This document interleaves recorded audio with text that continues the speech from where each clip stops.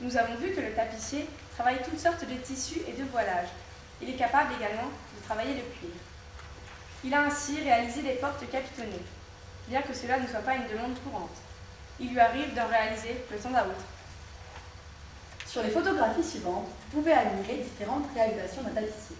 Ce sont toutes des réalisations récentes, qui témoignent du fait que le métier se modernise et sait s'adapter aux nouvelles demandes de la part des clients.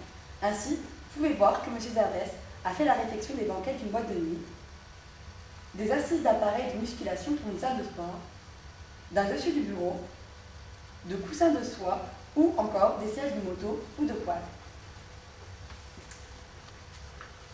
Notre tapissier a appris un métier. Pour cela, il a été apprenti, puis il a suivi un enseignement de bac pro à Neufchâteau, pour faire ses connaissances. Il a ensuite travaillé pendant plusieurs années chez un patron, et depuis 2002, il a monté son propre atelier et est son propre patron. Son expérience lui permet à présent de se lancer non plus dans la réflexion, mais aussi dans la création. Sur ces photos, vous pouvez voir une création récente pour un café messin. Les dimensions de la banquette sont gigantesques, presque 12 mètres de long, ce qui pose des problèmes évidents de conception, de réalisation et de transport. Toujours pour cet établissement, il a réalisé en partenariat avec un menuisier une sorte de grand lit carré avec une table en son milieu. Nous voilà revenus au temps des Romains. Il paraît que c'est très tendance. Ce nouveau marché conquis lui donne la possibilité de se faire connaître et de remporter d'autres marchés. Face à un tel savoir-faire, nous pensions que le tapissier possédait des outils extraordinaires. Ce n'est pas le cas. Comme nous le montre l'image, les outils sont simples, voire rudimentaires. Maillet, clou,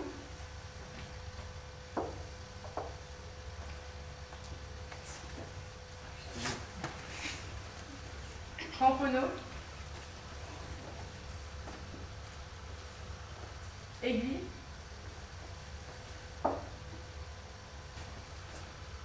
ciseaux.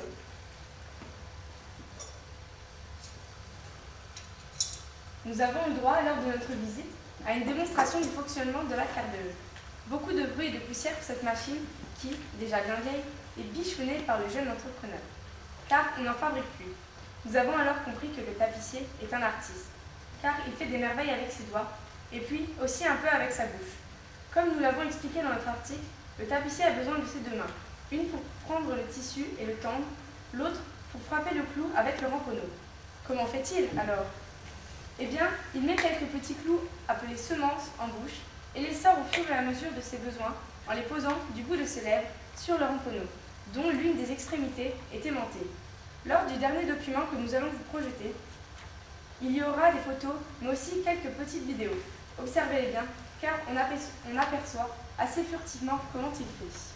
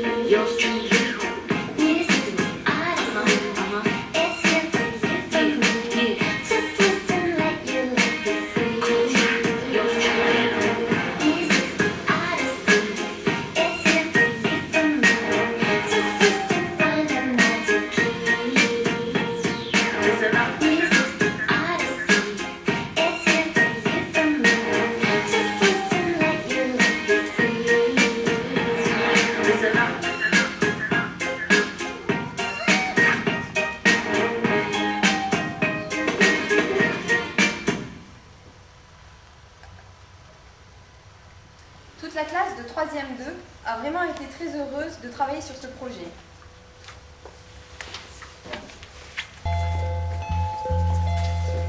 Nous avons appris qu'une autre classe de 3e avait fait un article sur le métier de chocolatier et nous pensons qu'il faut proposer une dégustation aujourd'hui. Donc nous-mêmes, nous proposons une dégustation.